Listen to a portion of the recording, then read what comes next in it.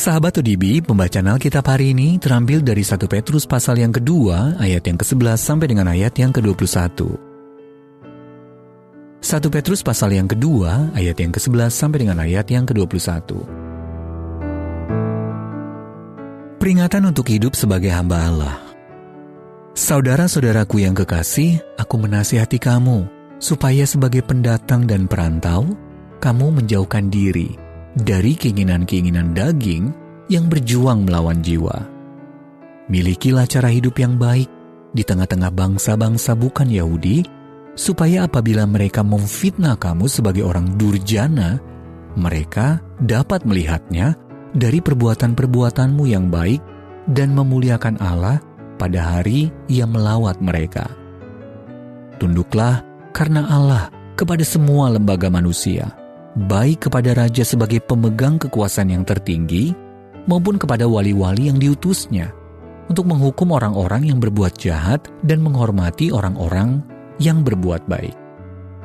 Sebab inilah kehendak Allah, yaitu supaya dengan berbuat baik, kamu membungkamkan kepicikan orang-orang yang bodoh.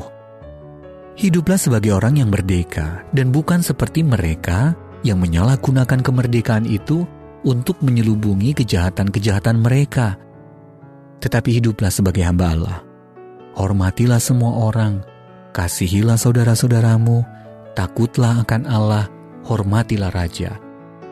Hai kamu hamba-hamba, tunduklah dengan penuh ketakutan kepada Tuanmu, bukan saja kepada yang baik dan peramah, tetapi juga kepada yang bengis.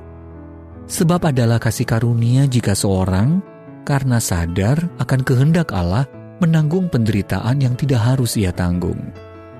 Sebab dapatkah disebut pujian jika kamu menderita pukulan karena kamu berbuat dosa? Tetapi jika kamu berbuat baik, dan karena itu kamu harus menderita, maka itu adalah kasih karunia pada Allah. Sebab untuk itulah kamu dipanggil, karena Kristus pun telah menderita untuk kamu, dan telah meninggalkan teladan bagimu, supaya kamu mengikuti jejaknya. Ayat mas renungan hari ini terambil dari 1 Petrus pasal yang kedua ayat yang ke-20. Jika kamu berbuat baik dan karena itu kamu harus menderita, maka itu adalah kasih karunia pada Allah. Renungan hari ini berjudul Menjadi Saksi di Tempat Kerja, ditulis oleh Julie Schwab. Apakah kamu masih kecewa karena saya ingin mengurangi jumlah orang dalam divisi favoritmu? Manajer Evelyn bertanya. Tidak.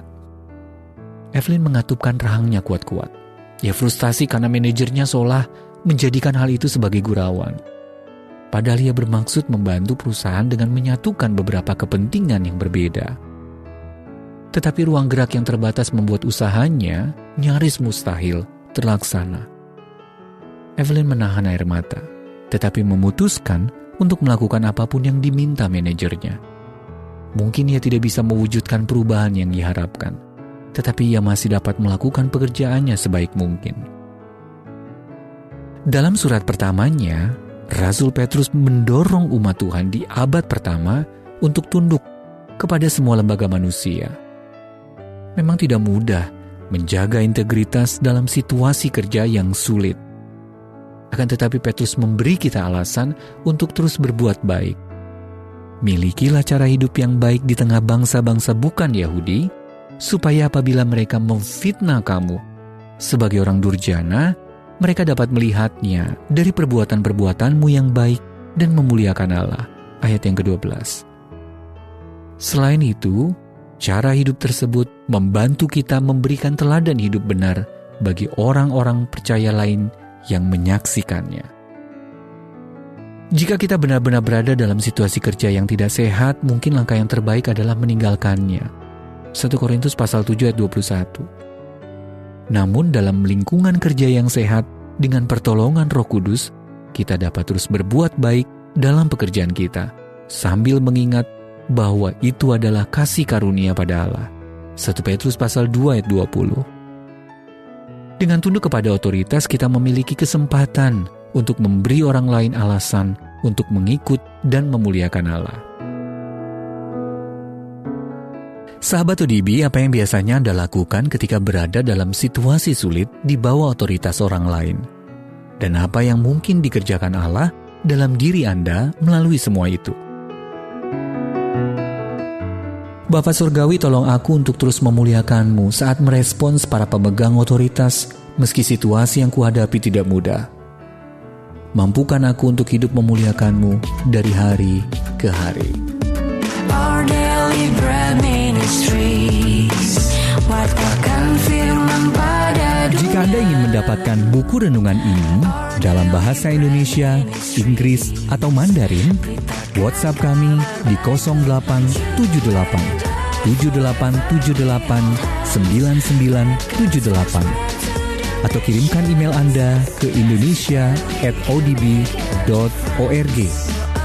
Jangan lupa untuk mengunjungi website santapanrohani.org. Persembahan kasih dari Anda memampukan Our Daily Bread Ministries menjangkau orang-orang agar diubahkan. Tuhan memberkati.